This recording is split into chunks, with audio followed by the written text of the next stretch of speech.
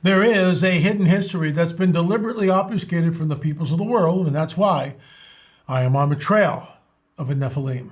The Genesis 6 narrative states that the Nephilim are on the earth in those days and also afterwards. If that's true, can we find evidence that corroborates this? I'm L.A. Marzulli. Join me as we go on the trail of a Nephilim.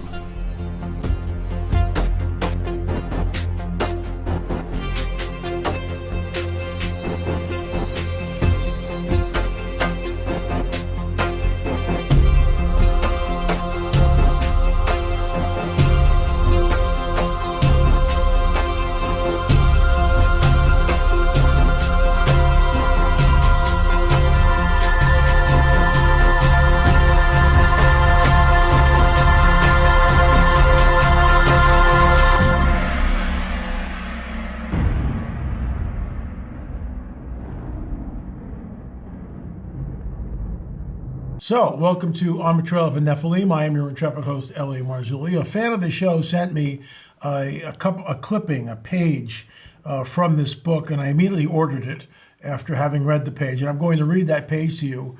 But first, a word from our trusted sponsor. Have you ever wondered why skin might look leathery as we age? That's because our bodies slowly stop producing its most important nutrient for skin health. Folks, that's collagen. That's why tens of thousands are turning to this amazing substance to replenish this diminishing but vital protein. It uses the top 5 critically important types of collagen to support skin elasticity, hydration, and to bring back that youthful glow. Most importantly, you can save 53% for this month only. Simply go healthwithla.com. That's healthwithla.com. Or folks, please check the link down below and check it out. I take the collagen every single day. I put it in my coffee, no lumps. It's non-flavored. I don't taste it. Every single day it's in my coffee. So there you have it. That's healthwithla.com, healthwithla.com. So the title of the book is 3 Years Among the Comanches by Nelson Lee. And I've done a little bit of research on this. And the problem is this was actually first printed. That's not the problem. But the problem is, I believe, the first published in 1859. There's no way to vet any of this. It's one man sitting down and writing memoirs and creating a book, and it was published. And during this time in American history, there were a lot of tall tales. People wrote things and there's no way to vet them. There's no internet, obviously, no telephones, not even the telegraph back then, right? So it is what it is. It's a time in our history in the United States where things are sketchy. Do I believe this? The jury's still out. But I'm going to read it to you because certain parts of it ring true to me. Just the way the author, Nelson Lee, is bringing it into our view as a reader. So without any further nonsense, here we go. The week succeeded this tragedy, a party of 10 or 12, including the Rolling Thunder. The Rolling Thunder is the name of a very special chief for the Comanche, allegedly. And we're trying to vet this. We have a Comanche on our team, and she comes in and out depending on what's going on. She's very sensitive to the things of the spirit, which is why she's on our team. Her name is Doris, and she is Comanche. And right now she's on vacation, but when she comes back, she's going to try to dig into this. She's read the book. She knows kind of what I'm talking about. But we're going to sort of do a deep dive on our end and see if we can find out if there's any truth to this thing. So let's continue. The week succeeded this tragedy, a party of 10 or 12, including the Rolling Thunder and myself, started on a long journey. Its object being to ascertain whether the buffalo droves had changed their feeding grounds. That sounds legit. Before the warriors set out on their annual hunt, in the course of this trip, we crossed a valley, the singular appearance of which has very frequently since been the subject of study and reflection. On the summit of many of the mountains we passed were broad, level tablelands, destitute of a solitary tree and covered with rank grass. Upon every one of these elevated plains was to be seen a mound, in most instances in the form of a half circle, resembling the overgrown ruins of an ancient fortress, and plainly the work of human hands. Stop right there. So something is going on here. Whether or not he's making this up or he's seeing this and reporting it, I don't know. I'm not even sure where this took place. Doris seems to think it's in Texas, but we don't know. We're not positive. So maybe there's something in the Comanche oral tradition. Maybe one of the elders knows something about this, and that's why we're going to ask. Continuing. Finally, we descended into a ravine walled on either side by rugged cliffs, which led us a day's ride to the southwest, where we emerged into a valley about 4 miles wide and 30 long. So that's, I mean, if there's such a thing, we should be able to pinpoint that. It was surrounded on all sides by very high mountains, exceedingly bleak and barren. There was not a tree or a bush, or even a blade of grass to be discovered over the entire surface of the valley.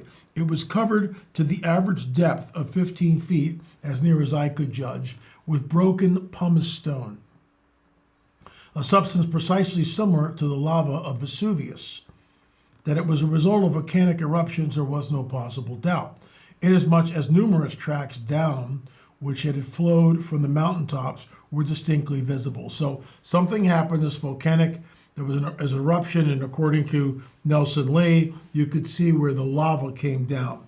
The rolling thunder, in order to convince me of the correctness of the belief, universal throughout the Comanche nation, conducted me to the western side of the strange valley, where I saw with infinite astonishment and surprise the dilapidated ruins of a large town.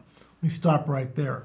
So this, in my opinion, according to this one sentence, and I'm going to read it again, the rolling thunder, in order to convince me of the correctness of a belief universal throughout the Comanche nation. If it really is universal, then in my opinion, it should have been handed down orally. We'll see.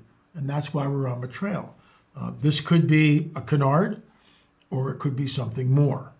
Let's continue. In the midst of the falling walls of a great number of buildings. So he sees this dilapidated ruins of a large town in the midst of falling walls of a great number of buildings, which in some remote age, beyond doubt, had lined spacious streets, was what appeared to have been some sort of a church or a cathedral. Its walls of cut stone 2 feet thick, and in some places 15 feet high, including a space measuring 200 feet in length and perhaps 100 in width.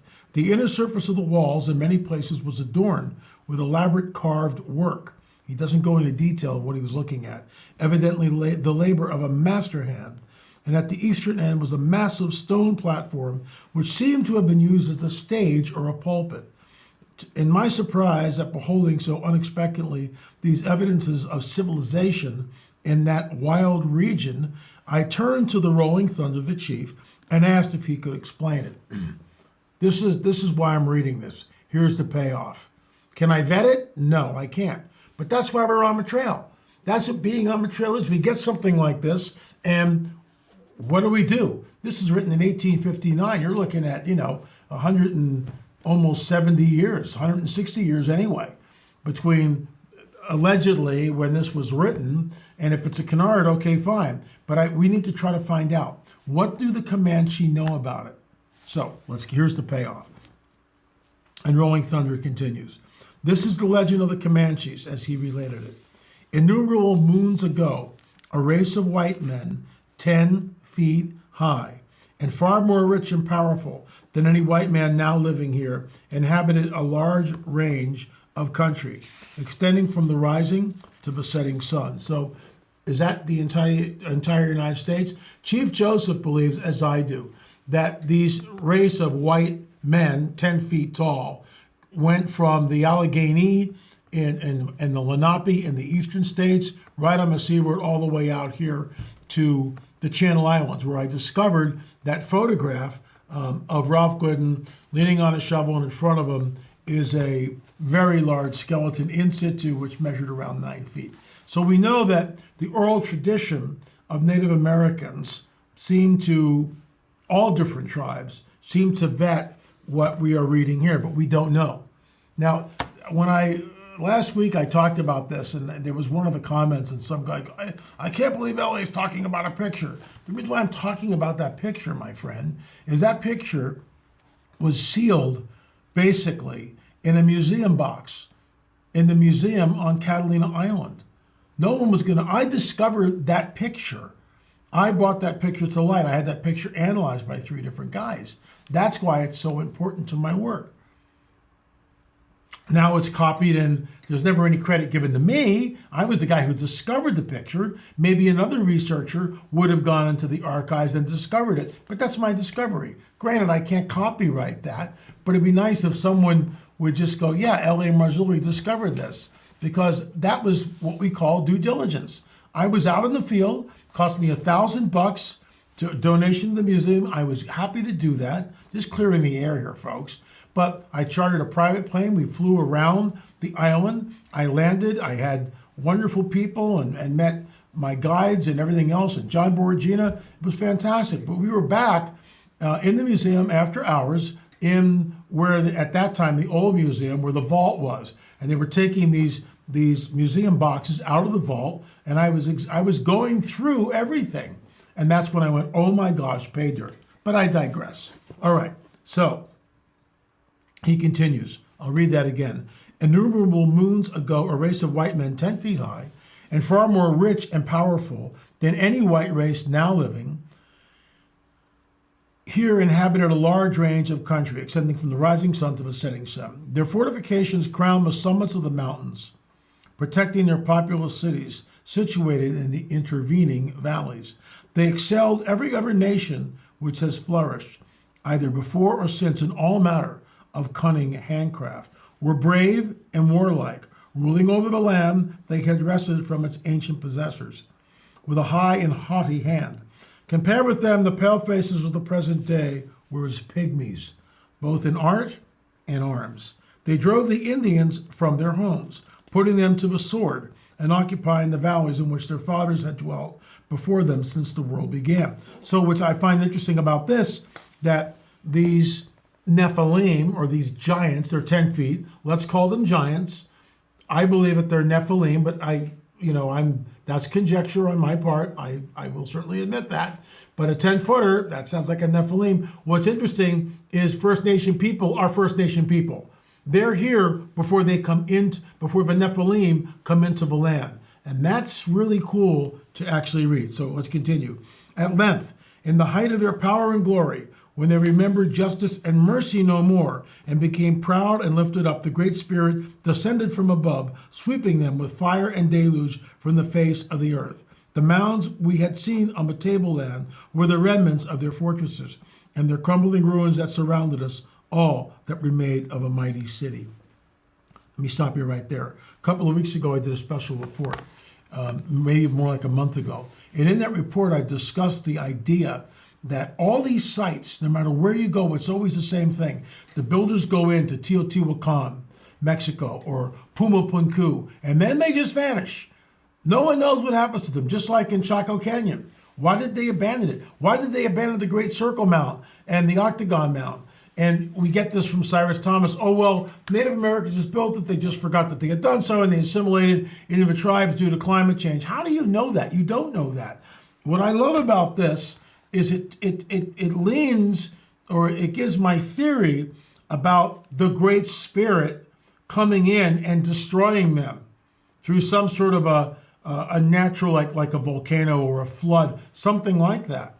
And what's interesting is we do have a biblical precedent for it, because we know that the Lord tells Abraham thousands of years ago, I'm going to make you a great nation. Through you, all the nations of the earth will be blessed, talking about Messiah. But you're going to go down to Egypt for 400 years until the sin of the Amorites comes into its fullness. Okay? 400 years. God waits. God waits 400 years. And then the seed war from Genesis 3:15 explodes when Joshua and Caleb come out, where Moses comes out after the 40 years, that generation dies, they run around the mountain a bunch of times. Now it's Joshua and Caleb. Moses is dead. So on the field of battle, you've got the seed of Abraham and the tribes of Israel. And on the other side, you've got the Nephilim are there. The Zanzumim, the Imams, the Anakim, the Nephilim, they're all there. And they go to war. The seed of the dragon will be at war, at enmity with the seed of the woman. And there it is, in plain sight. the manifestation of the seed war on the plains of the Levant. It's mind-boggling. Let's continue.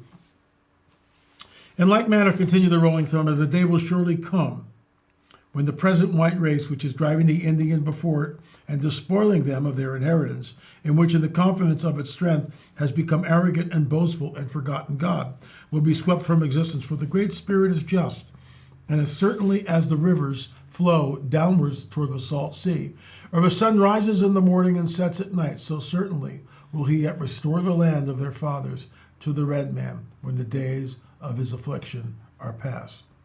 It would indeed be difficult to adopt any other hypothesis than the one entertained by the chief.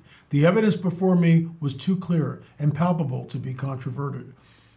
That at some period, more or less remote, this valley had been inhabited by people skilled in architecture and evidently possessing in a high degree a knowledge of mechanism and the arts. Whether the Rolling Thunder's account of their destruction is correct, or his belief that their successor will eventually be disposed of in the same summary manner an orthodox will admit of argument, nevertheless, there is no doubt that in common with all the tribes of the Comanches, he entertains this belief and genuine sincerity.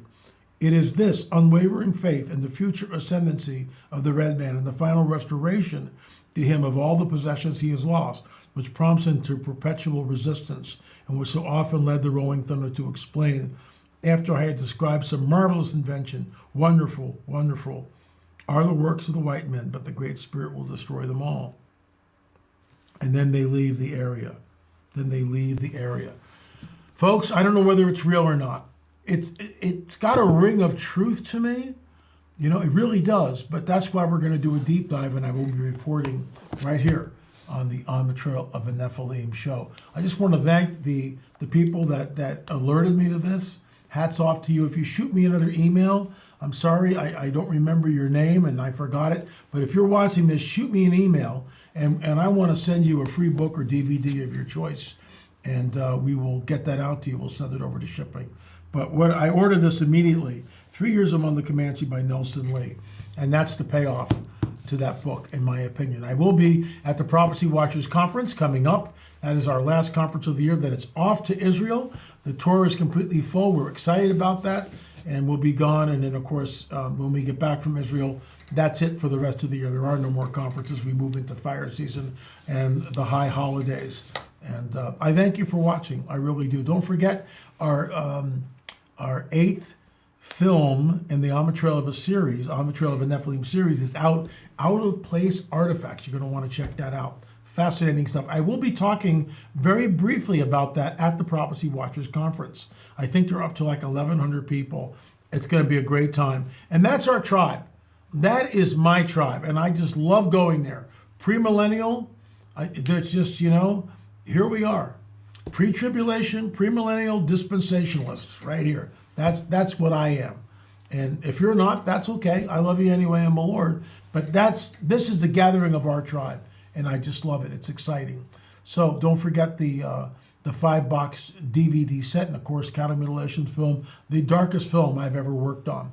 Anyway, folks, we'll be back tomorrow. A very special guest, Tim Alberino, will be appearing with us. We'll be talking about those Mexican mummies, those aliens. What's going on here, Tim? I want to get Tim's take on it. Thanks so much for watching. Remember, there is a hidden history that's been deliberately obfuscated from the peoples of the world, and that's why I am on the trail of a Nephilim.